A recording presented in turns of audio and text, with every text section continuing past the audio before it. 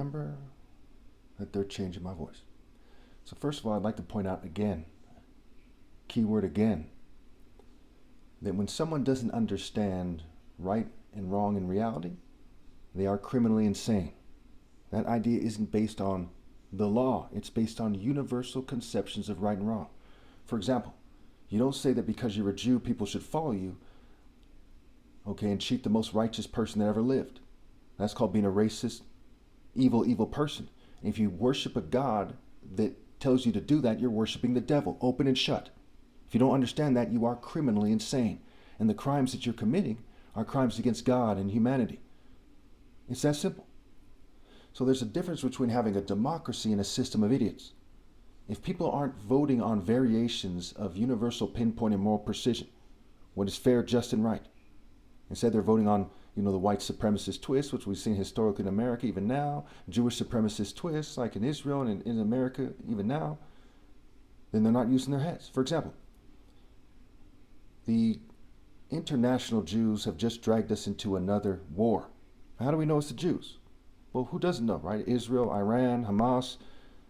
This is something a problem that they created, and everyone knows it from their expansionist philosophy that America also shares. They're neo-colonists. And why didn't the people kind of rally to stop the war, rally to end homelessness? Why aren't they doing these things?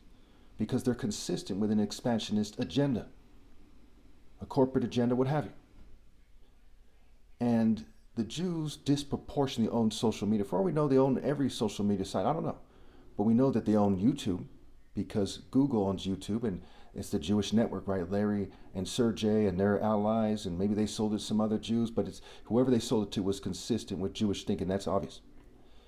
Zuckerberg owns Facebook. Elon Musk is said to be of Jewish descent, and he owns X, which used to be Twitter. And he's the richest person in the world. So if you think that doesn't mean that Jews have inordinate influence, then you're an idiot. Now you have to ask yourself, while Jews have inordinate influence, is the world a great place, or is it going to hell?